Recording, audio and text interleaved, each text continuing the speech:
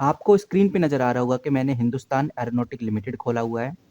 यहाँ पर मैंने बीडीएल भी खोला हुआ है, बीईएल यानी भारत इलेक्ट्रॉनिक भी खोला हुआ है, मझगांव डॉक शिप बिल्डर भी इधर खोला हुआ है।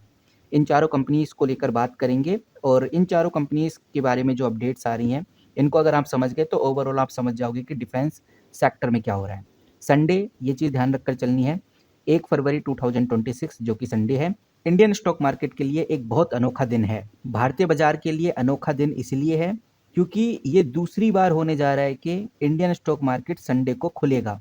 और आज इस वीडियो में हम यही डिस्कस करने वाले हैं, बजट के दौरान कुछ भी ऐसी अपडेट हमें देखने को मिलती है जिससे डिफेंस सेक्टर तेजी से गिर सकता है, तो वो कौन कौन सी वजहें हैं, वो कौन कौन से कारण हैं, ये चीज़ हमें ध्यान रखकर चलनी है। ये जो डिफेंस कंपनीज हैं जिनके बारे में मैं डिस्कस कर रहा हूँ, चाहे वो हिंदुस्तान एरोनॉटिक हो, बीडीएल हो, बीईएल हो, मझगांव डॉक शिप बिल्डर हो या कोई और डिफेंस कंपनी हो, चाहे वो गार्डन शिप बिल्डर हो, कोचिंग शिपयार्ड हो, पारस डिफेंस हो, जैन टेक्नोलॉजी हो, अपोलो माइक्रो सिस्टम जैसी छोटी कंपनी हो, तो डिफेंस कंपनीज में गिरावट या तेजी का पूरा खेल टाइमिंग और बजट अनाउंसमेंट पर डिपेंड करेगा। ये चीज़ ध्यान रखकर चलनी है।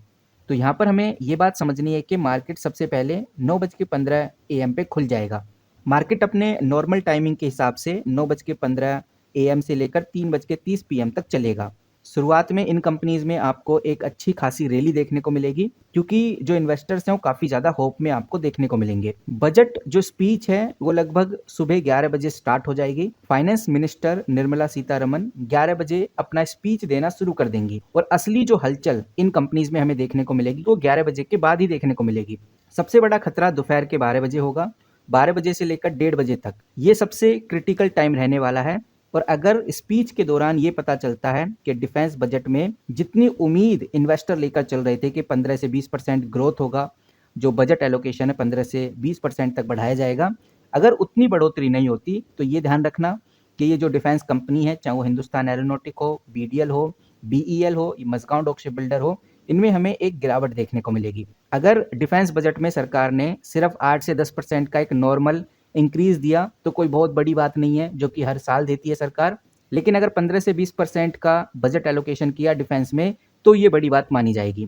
दूसरा, हमें ये चीज़ भी ध्यान रखकर चलनी है कि अगर सरकार ने कैपिटल गेन टैक्स में कोई बड़े बदलाव कर दिए तो दोपहर 12 बजे के बाद मार्केट में प्रॉफिट बुकिंग देखने को मिलेगी, जिससे पूरा इंडियन स्टॉक मार्केट आपको तेजी से गिरता हुआ नजर आ सकता है।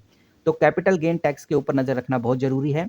अगर सरकार ने कैपिटल गेन टैक्स को और बढ़ा दिया तो ये मार्केट के लिए नेगेटिव होगा। वहीं गाइज हमें ये भी ध्यान रखकर चलना है कि जो डिफेंस कंपनीज हैं कल हमें तेजी से गिरती हुई भी नजर आ सकती हैं। इसके पीछे के कुछ रीजन मैं आपके सामने प्रस्तुत कर देता हूँ, उसके बाद आप खुद डिसाइड करिए कि बेसिकली चल क्या रहा है।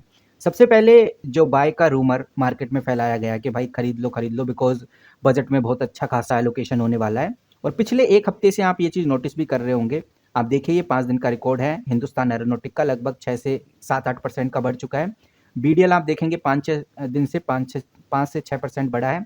बीईएल भी 5 से 6 दिन में 7 से 8% बढ़ा है। और मझगांव डॉक शिप बिल्डर भी आप देखिए लगभग 8 से 9% बढ़ चुका है। यानी कि पिछले 5 से 6 दिनों में खासकर इन चार कंपनीज में, एक और कंपनी है एमटीआर टेक्नोलॉजी, आप देखेंगे ये कंपनी 18% तक बढ़ चुकी है। ये सारी कंपनीज इसलिए बढ़ रही हैं क्योंकि बजट में बताया जा रहा है अच्छा खासा एलोकेशन हो सकता है। और अगर बजट में इस तरह की अपडेट हमें देखने को मिल भी जाती है, यानी कि जो एलोकेशन है वो देखने को मिल भी जाता है, तब भी इन कंपनीज में हमें एक प्रॉफिट बुकिंग देखने को मिलेगी क्योंकि इन सभी डिफेंस कंपनीज ने इस चीज को प्राइस इन कर लिया है। प्राइस इन कर लिया है तो इसका मतलब आप यही समझिए कि अगर खबर आ भी जाती है तब भी बहुत बड़ा हलचल हमें देखने को नहीं मिलेगा, जब तक कुछ शानदार पॉजिटिविटी नहीं आती मार्केट में। और बजट को लेकर अगर थोड़ी सी भी नेगेटिविटी आई तो इन कंपनीज में आपको एक जबरदस्त डाउनफॉल देखने को मिल सकता है। दूसरा, आप ये बिल्कुल मत भूलिए कि ये जो कंपनी है, जितनी भी डिफेंस कंपनी है, ये ऑल टाइम हाई पर चल रही हैं, काफ़ी महंगी हो गई हैं। इन कंपनी का पीई भी काफ़ी हाई हो चुका है। अगर बजट में कोई सुपर बिग न्यूज़ या बिग ऐलान हमें देखने को नहीं मिलता और थोड़ी सी निराशा भी इन कंपनीज में एक बड़ा डाउनफॉल ला सकती है, तो इस चीज़ का हमें ध्यान रखकर काफ़ी ज़्यादा चलना है। तो वन बाय वन अगर हम क्विक में समझे तो समझ में आता है जो हिंदुस्तान एरोनॉटिक है। एक बात आपको ध्यान रखनी है, ये कंपनी आपको 4623 रुपीज़ पे ट्रेड होती हुई नजर आ रही है। इस कंपनी का जो सपोर्ट लेवल है वो है 4200। अगर ये कंपनी 4200 इसको ब्रेकआउट करती है तो एक बहुत बड़ा डाउनफॉल इस कंपनी में देखने को मिलेगा। बाकी इस कंपनी का सपोर्ट लेवल 4200 है जो आपको ध्यान रखकर चलना है। इससे नीचे कंपनी ना जाए तो ही अच्छा है। अगर हम बीईएल की बात करें तो बीईएल का जो स्ट्रॉन्ग सपोर्ट लेवल है वो 395 है। यानी कि अगर ये कंपनी 50-60 रुपए नीचे गई तो फिर कंपनी में बड़ा डाउनफॉल देखने को मिलेगा। तो ये इस कंपनी का सपोर्ट लेवल है। बीडीएल की अगर हम बात करें तो बीडीएल का सपोर्ट लेवल 1200 रुपीज़ के आसपास है। अगर 1200 रुपीज़ से नीचे ये गया तो एक बड़ा डाउनफॉल इस कंपनी में देखने को मिलेगा।